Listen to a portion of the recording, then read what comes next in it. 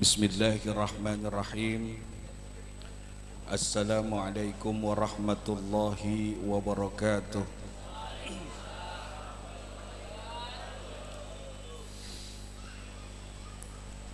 Yang jawab salam masih separoh. Pak.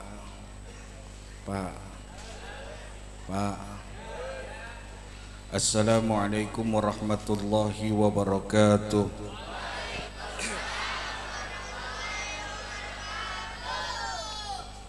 Alhamdulillahilladzi hada man syaa min ibadihi wa adalla man syaa min khalqihi. Ashhadu an la ilaha illallah wahdahu la syarika la fi rububiyyatihi wa uluhiyyatihi. Wa ashhadu anna sayyidana Muhammadan abduhu wa rasuluh al-mu'azzam fi samaihi wa ardihi.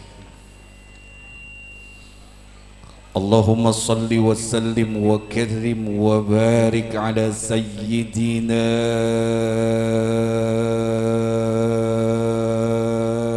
Muhammadin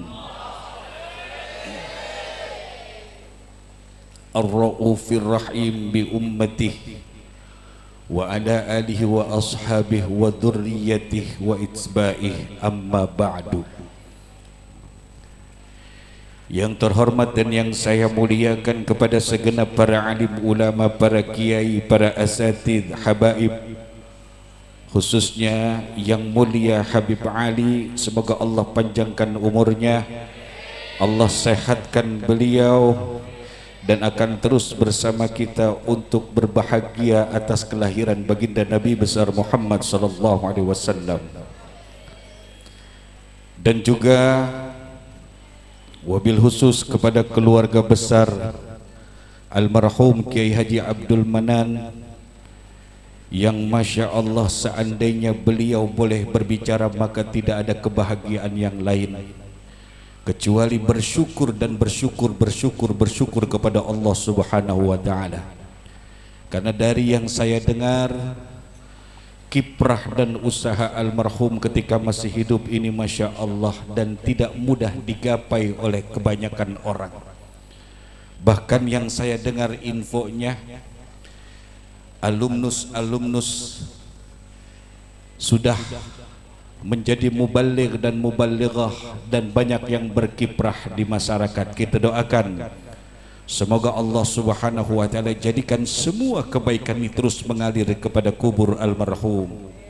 Allah berikan tempat yang sangat indah, Allah tinggikan tempatnya, Allah berikan kemuliaan, Allah terangi kuburnya, Allah luaskan sejauh mata memandang, dan mudah-mudahan keluarga beliau yang masih hidup dapat meneruskan kiprah beliau bahkan lebih baik lagi dan lebih baik lagi, amin ya rabbal. Dan juga kepada segenap pimpinan sipil, militer, kepolisian yang mendukung suksesnya acara pada hari ini, dan juga kepada seluruh bapak-bapak, ibu-ibu, adik-adik dan teman-temanku semua. Mudah-mudahan kebersamaan ini tidak lain dan tidak bukan akan melahirkan dan mengundang rahmat Allah Subhanahu wa ta'ala. Pada momen kita kali ini ada dua bahasan. Yang pertama adalah haul almarhum, yang kedua adalah peringatan maulid baginda Nabi besar Muhammad sallallahu alaihi wasallam. Bapak Ibu yang dirahmati Allah, seandainya, tuh, kita berandai-andai ya, seandainya nanti malam pukul 11 malam engkau diwafatkan oleh Allah, pertanyaannya, apa yang akan kau usahakan dan apa yang akan kau lakukan? Diam.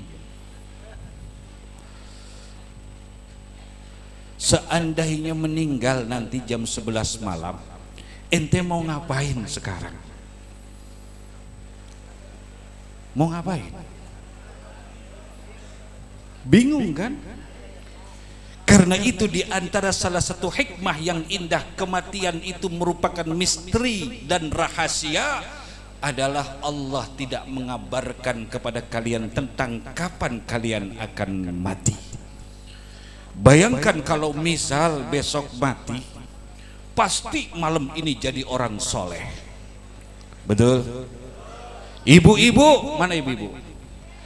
Kalau ibu mati besok jam 12 siang, insya Allah ibu-ibu malam ini nggak bakal ngomongin tetangga. Itu ibu-ibu sebelah sana. Kalau sebelah sini bukan aneh ngomong, anaknya tuh bu.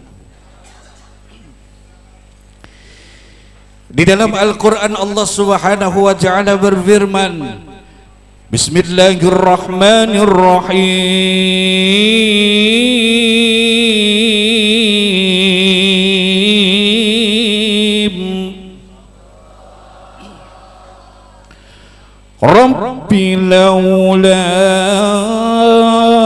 akhartani ila ajali qarib.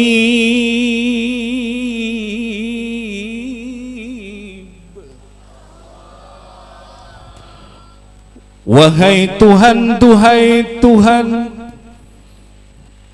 seandainya kau mundurkan ajalku, seandainya dimundurin sebentar aja, fa asaddaqa wa akum minas salihin.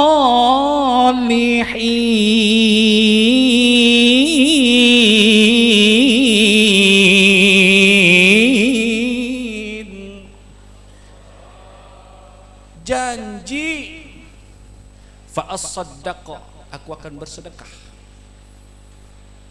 wa akum minas salihin, dan aku janji jadi orang saleh, jadi orang benar. Ini apa yang diterangkan di dalam ayat ini merupakan sindiran. Sindiran buat siapa Ustadz? Buat mereka yang masih koret medit Bahlul bin Merege Hese ame sodakoh. Itu orang belah ono. Lu bocah lu ketawa kenceng banget. Dan yang kedua, dan aku janji ya Allah, aku akan jadi orang saleh. Bahasa kitanya nih Bekasi belah ono, aku janji jadi orang bener. Berarti Quran menerangkan kepada kita, ternyata masih banyak orang yang bakhil. Quran menerangkan kepada kita, masih ada orang yang katanya beriman namun dia belum membenarkan keimanannya. Fa asaddaqa, dia belum merefleksikan kehidupannya, belum mengaplikasikan apa yang dia yakini di dalam keimanannya, sehingga Al-Quran menyindir sedemikian. Dan ini adalah pengakuan orang yang akan meninggal dunia.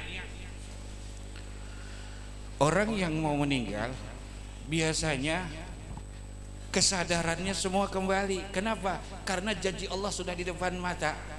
Tuh orang yang mau meninggal dunia, hati-hati. Kenapa? Biasanya berapa hari sebelum meninggal itu suka ngelihat yang aneh-aneh. Jadi kalau sekarang udah ngelihat bayangan-bayangan, ya hati-hati. Hati-hati. Kalau kita akan meninggal besok, bila seseorang akan meninggal besok, berarti malaikat rizki yang mengurusi rizkinya 40 hari yang lalu sudah tidak mendapatkan rizkinya. Karena itu, bila malam ini di depan kalian ada lontong, ada kue, sikat.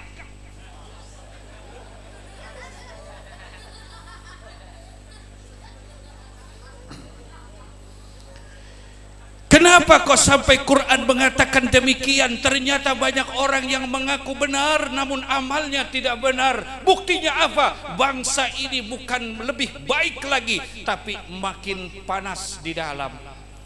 Aneh kadang suka bingung sama bangsa ini. Kenapa hidupnya berdasarkan akidah para netizen? Ente beriman bukan kepada Al-Quran dan Sunnah, tapi ente beriman kepada sosial media. Bisa-bisanya sekelompok orang, ratusan orang yang dibayar jutaan, miliaran setiap bulan memproduksi diksi dan narasi-narasi, kemudian dia sebarkan di handphone kalian, dia sebarkan di dalam sosial media, kemudian kalian membacanya dengan pikiran kosong dan kalian langsung beriman, berakidah, dan kata-kata kalian kepada orang lain pasti hampir sama dengan apa yang tertulis sosial media. Iman. Padahal Al-Quran juga menerangkan fatabayyanu, tabayyunlah. Aneh zaman sekarang. Anehnya gimana Ustadz? Orang ngaji malah tersesat, orang tobat malah aliran keras. Bingung nggak? Bagus dia nggak usah tobat deh. Kenapa? Daripada tobat ngamuk melulu. Haulah dibilang bid'ah, maulidlah dibilang kafir. Waktu dia belum tobat dia nggak berani ngomong begitu. Bahkan duduk dalam peringatan maulid baginda Nabi besar Muhammad. Itu yang aneh omongin orang belah ono. Karena itu tidak salah ketika Quran mengatakan wa ankum minas salihin.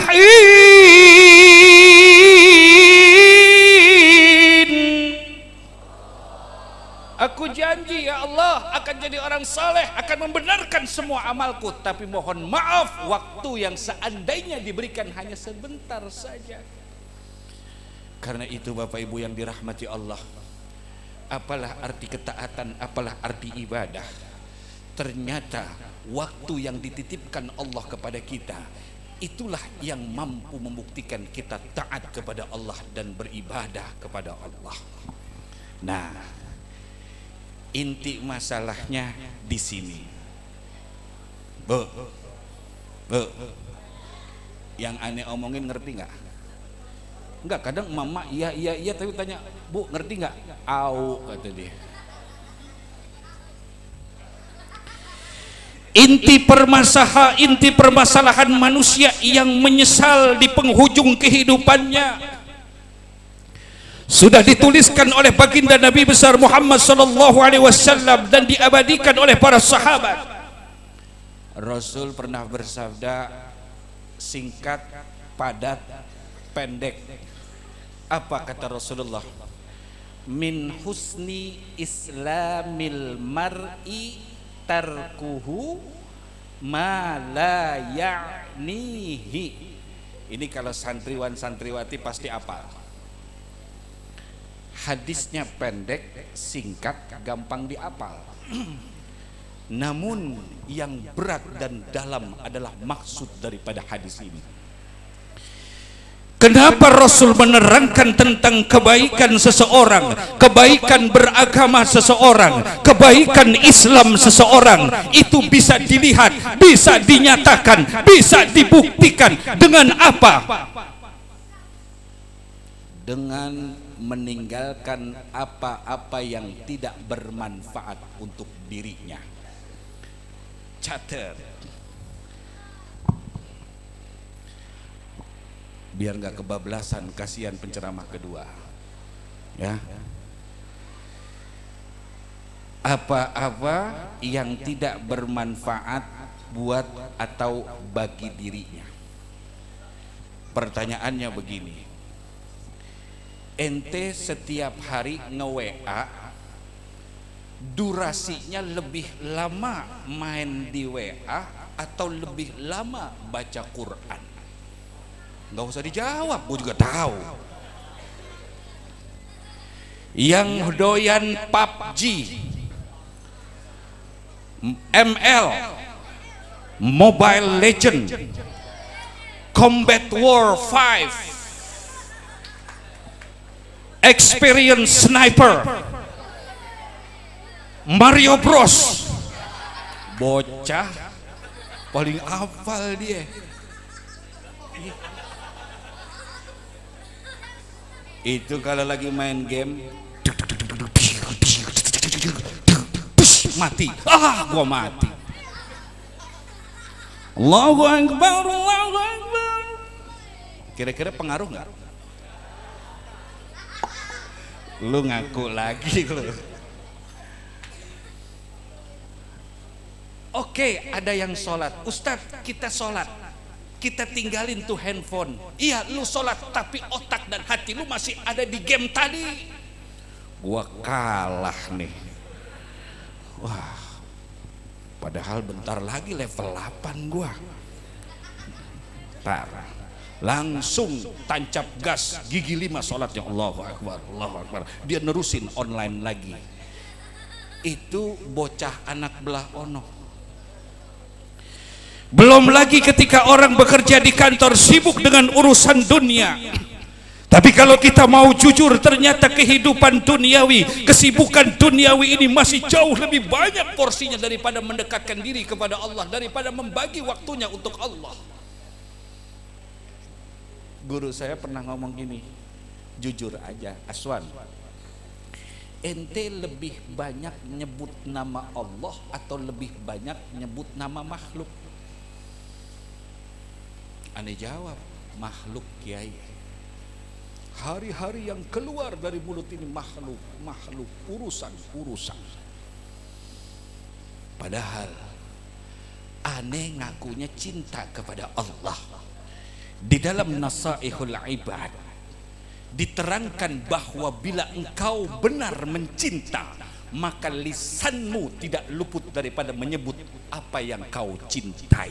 Kalau engkau terlebih banyak mengucapkan kalimat-kalimat yang bersifat makhluk dibandingkan Allah Sang Khalik, maka subhanallah, masya Allah, tabarakallah, engkau lebih cinta makhluk kepada Sang Khalik. Jujur aja. Belum lagi siapapun dia, apakah dia seorang ibu, seorang guru, seorang profesor, seorang doktor, seorang pekerja, seorang anak muda, siapapun dia, ternyata 24 jam nonstop waktu yang dititipkan kepadanya lebih banyak dia pakai untuk hal-hal yang tidak bermanfaat. Jujur. Ente timbang aja, timbang. Pak, Bu, tukang rokok yang modalnya cuma 50.000, ketika matahari tenggelam, dia mulai dagang ketika matahari terbit, matahari tenggelam, itu dia hitung, tuh tukang rokok ngitung 50.000 modal, mesti kembali minimal 80.000, berarti keuntungan 30.000. Tukang rokok modal 50.000. Allah titipkan kepada kita seluruh organ tubuh yang sempurna. Tangan tidak bisa dibayar 2 miliar, tangan kiri tidak bisa dibayar 2 miliar, kaki kanan tidak akan ada yang mau jual 3 miliar, kaki kiri pun demikian tidak akan mau untuk dijual 3 miliar. Mata kanan jangankan 3 miliar, 5 miliar dia tidak akan pernah mau mencopot kedua bola matanya. Belum lagi seluruh organ tubuhnya, ternyata pada tubuhnya ini jumlahnya ratusan miliar lebih.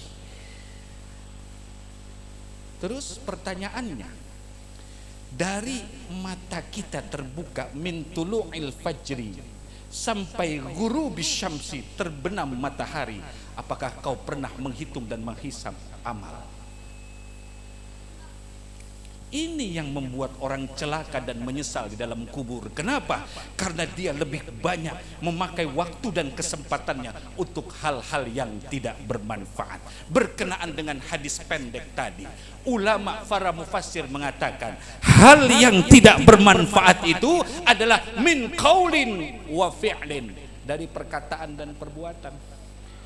Ente ngoceh mulu yang gak manfaat, ente ngobrol yang gak manfaat, atau ente mengomentari sesuatu yang tidak bermanfaat, yang seandainya engkau tidak berkomentar tidak akan sedikit pun kau rugi, yang seandainya engkau diam tidak akan membahayakan dirimu, dan seandainya engkau berbicara pun maka subhanallah tidak akan merubah apa-apa. Tapi hal ini banyak dilakukan. Para mufassir ketika menjelaskan apa sih yang dimaksud dengan menyia-nyiakan waktu itu adalah orang-orang yang tidak mampu mengendalikan perkataan dan perbuatannya.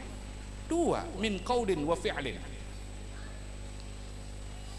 Kan suka ada tuh orang komentar zaman sekarang, netizen, bro, sorry bro, ente komentar emang langsung alam ini berubah. Bro, ente komentar galak pun, ente komentar ilmiah pun, sebagai netizen, mohon maaf bro, nggak ada yang berubah. Anak yatim tetap lapar, bangsa ini tetap dalam keadaan gejolak ekonomi, nggak berubah apa-apa. Terus ente ngapain capek-capek? Udah urusi dirimu sendiri, urusi keluargamu, urusi kehidupanmu. Ini jauh lebih baik buat dirimu. Salah nggak kira-kira? Aneh zaman sekarang, sekelompok orang yang dibayar kemudian menguasai media, sosial media dengan membuat narasi-narasi kemudian disebar kemana-mana. Jangankan kita Bapak Ibu, para tokoh saja ketika membaca komentar-komentar itu langsung berubah akalnya. Gampang kita lihat. Jelas? Jelas? Terusin. Terus sampai jam 2 malam siap. Sampai jam 2 malam siap. Itu bukan ceramah namanya Pak, itu nyiksa. Ini udah setengah jam ya? Udah belum setengah jam? Belum. Gua mau berasa udah setengah jam. Di 5 menit jam lu rusak tuh. Ulama mengatakan bahwa yang dimaksud yang tidak bermanfaat itu ada beberapa hal. Yang pertama kata ulama, nih ente biar tahu, yang tidak bermanfaat itu dan yang bermanfaat itu ulama sudah membahas dalam hadis pendek ini. Apa sih yang bermanfaat? Ada 3. Jadi ente kalau pengen melakukan yang manfaat, kenali 3 hal ini. Apa yang pertama Ustadz? Manfaat di dunia, manfaat di akhirat. Seperti apa? Orang yang berusaha, bekerja, bersedekah, membantu kebaikan-kebaikan dari perbuatannya di dunia, itu akan berbuah kebahagiaan di akhirat. Yang kedua, hanya bermanfaat di akhirat. Seperti apa Ustadz? Baca Quran, zikir, solat-solat sunnah, ibadah-ibadah yang mungkin ente nggak bisa ngelihat duit di sana. Mungkin setelah ente melakukannya tidak dapat apa-apa. Ini yang disebut ulama adalah hal yang bermanfaat di dunia. Tapi tolong jangan berhenti di situ. Biarpun hanya bermanfaat di dunia. Ala bidzikrillahi tatma'innul qulub. Ketahuilah dengan berzikir kepada Allah akan membuat hatimu tenang, maka Allah turunkan keberkahan. Duniamu indah, akhiratmu menyenangkan. Tuh, jangan semata-mata karena ada orang banyak yang melihat akhirnya dia lebih banyak berbuat untuk dunia dikarenakan apa? Dia seperti nggak melihat manfaat zikrullah atau manfaat ibadah-ibadah sunnah ketika di dunia. Na'udzubillahi min. Tapi ada juga yang bermanfaat di dunia namun membawa kebahagiaan di akhirat. Apa itu? Orang-orang yang melakukan perbuatan-perbuatan dan menyibukkan dirinya dalam urusan dunia, tapi ketika idza nudiya lis-salati min yaumil jum'ah fas'au ila dzikrillah wa dzarul bai' dzalikum khairul lakum in kuntum ta'lamun. Dia orang yang sadar, sibuk dengan segala urusan. Allahu akbar, Allahu akbar. Dia segera izin, maaf saya harus sholat. Atau dia pergi untuk melaksanakan ibadah sholat. Itu di antara sekian banyak orang yang beruntung. Di dunia mendapatkan keberuntungan, di akhirat dia akan sejahtera dan bahagia. Jelas? Jelas? Paling enak ceramah kalau jamaahnya udah pada jelas. Guru saya bilang, Aswan, kalau jamaah sudah jelas maka selesaikan ceramahmu. Kenapa? Untuk apa engkau menjelaskan sesuatu yang sudah jelas? Benar nggak kira-kira? Benar kan? Ya udah, kita berhenti urusan tuh, kita kembali kepada Maulid Nabi. Udah segitu dulu, kata udah jelas kan ya. Oke, kita bicara Maulid Nabi. Bapak Ibu, saya sempat sedih dengan saudara-saudara kita yang tahun ini sudah tidak lagi melaksanakan peringatan Maulid. Padahal tahun lalu dia termasuk tim hadrah, dia termasuk orang yang merayakan Maulid. Cuma karena sering nonton Syekh Google, Kiai YouTube, yang mohon maaf ustadz-ustadz di sana datang dari sebuah negara yang sedang kacau, kemudian dia menyebarkan apa yang kacau di sana di sini, maka naudzubillah, tiba-tiba teman-teman kita, saudara kita sudah berani mengatakan bahwa Maulid itu bid'ah. Gak ada dalilnya. Pleu, kata siapa gak ada dalil? Ratusan tahun telah dilakukan oleh para ulama-ulama terdahulu. Ratusan tahun ulama Nusantara sampai kepada generasi Syekh Yasin Al-Fadani, penghafal ratusan ribu hadis yang meninggal pada tahun 90 kemarin. Itu generasi terakhir ahli hadis. Dan sebelumnya, ratusan tahun sebelumnya, ulama-ulama kita telah menjadi mufti di Hijaz. Hijaz itu Mekah, Madinah. Sebelum ada negara yang sekarang itu belum ada. Negara yang sekarang itu baru 1920-an. Sebelumnya ulama-ulama kita menjadi ulama-ulama tersohor di Hijaz, Mekah, Madinah. Nih sedikit tentang Syekh Nawawi Al-Bantani. Syekh Nawawi Al-Bantani pernah punya keinginan kepada Allah. Dia berdoa kepada Allah, dia memohon kepada Allah, ya Allah, aku ingin belajar lagi. Kenapa? Karena sudah sangat banyak kitab karangan beliau, Syekh Nawawi Al-Jawi Al-Bantani Al-Jawi. Di antaranya, di dalam manaqib beliau, di antaranya ketika pada Bahsul Masail di Mekah, ulama Timur Tengah heboh. Kenapa? Ada ulama di Asia menghalalkan binatang yang licin, hidupnya di rawa-rawa, di dalam air, dan itu di dalam lumpur. Dia katakan itu halal. Mana itu ulama? Syekh Nawawi ada, hadir pada Bahsul Masail. Jadi di Mekah itu dulu tempat terjadi pembahasan masalah-masalah seluruh dunia yang berkembang. Sekarang wallahu a'lam udah nggak ada lagi. Ketika ditanya ini siapa yang menghalalkan binatang ini, ada dari negara Asia, namanya Nawawi. Orangnya ada di sini apa tidak?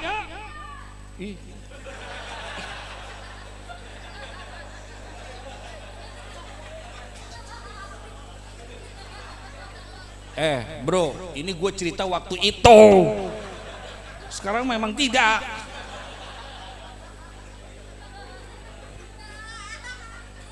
Waktu itu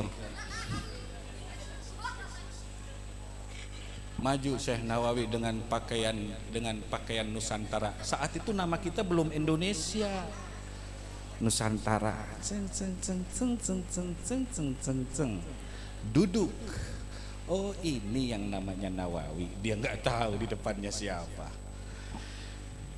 Nawawi, Imam Nawawi duduk di atas karpet sejadah di Masjidil Haram. Kemudian ulama-ulama yang berjejer, benar kamu yang menghalalkan binatang yang licin hidup di dalam lumpur, benarkah kamu? Kata Syekh Nawawi, benar. Dan kamu katakan halal, benar. Kenapa? Ditanya Syekh Nawawi.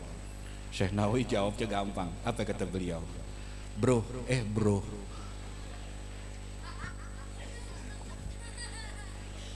wahai para ulama, saya mau tanya dulu sebelum saya jawab. Tanya apa? Kalian semua pernah lihat nggak binatang itu? Binatangnya namanya belut. Pernah nggak ngelihat binatang itu? Dia nanya sama temennya, Syekh,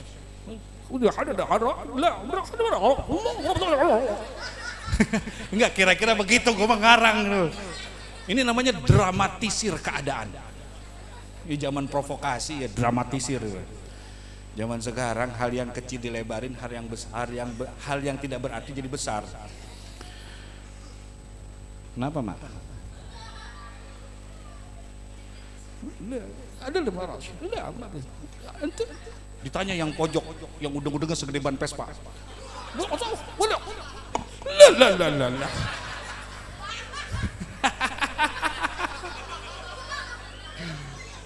Ulama dari India, nehi gitu. Untung nggak ada Syahrukh kan ya.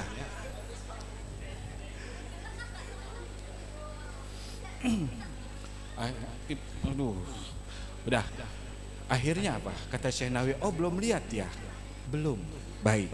Syekh Nawawi meletakkan tangannya di bawah sejadah di Masjidil Haram. Kaget-kaget loh. Digosok, diambil dari bawah sejadah Masjidil Haram. Itu dia pegang belut gede, masih bergerak. Itu ulama Timur Tengah, ulama Hijaz, nggak pakai fikih lagi. Apa mereka semua sepakat tanpa mereka sadar? Apa katanya? Sepakat semua serempak halal. Kenapa? Hanya waliullah yang mampu mengeluarkan belut di lantai Masjidil Haram.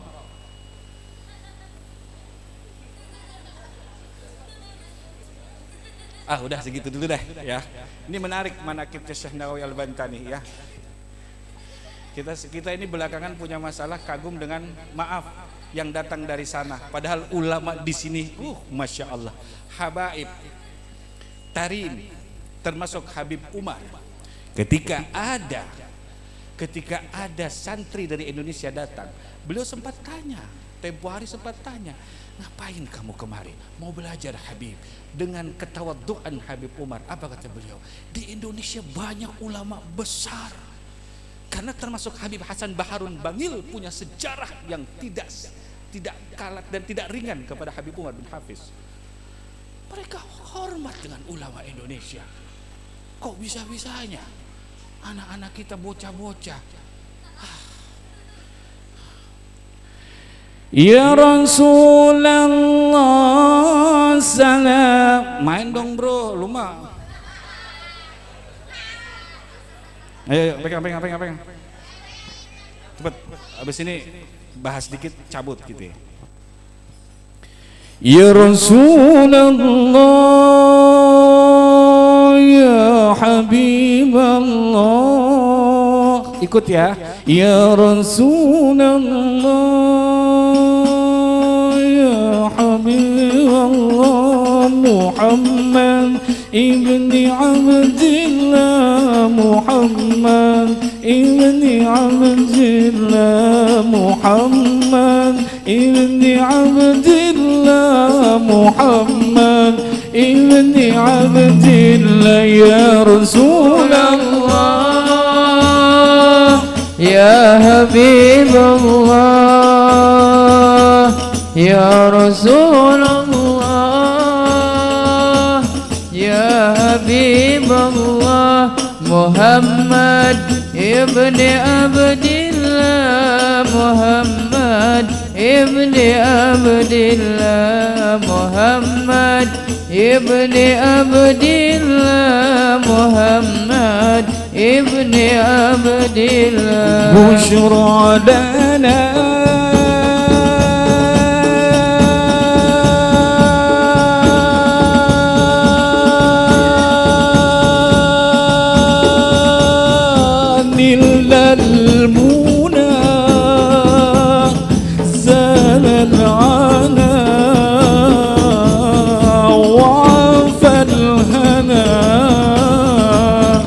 والدهر أنجز وعده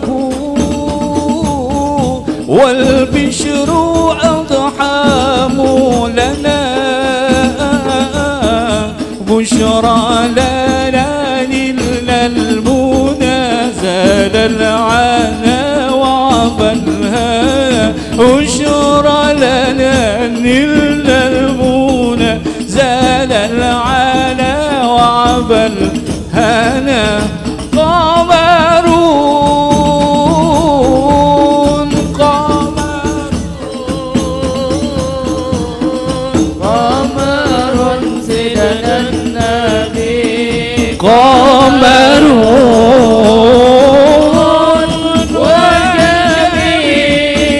وجميل وجميل وجميل سيدنا النبي وجميل سيدنا النبي سيدنا النبي سيدنا النبي سيدنا النبي سيدنا النبي سيدنا النبي سيدنا النبي سيدنا النبي سيدنا النبي محمد للقدس أمير النبي سيدي محمد للقدس مرحبا يا مرحبا يا نور العين مرحبا جاد الحسين مرحبا مرحبا مرحبا يا مرحبا يا نور عيني للحسين مرحبا مرحبا ألف صلاة الله على زين الوجود من سكن صيفا وخيم في زرون ألف صلاة الله على زين الوجود من سكن صيفا وخيم في زرون ألف صلاة.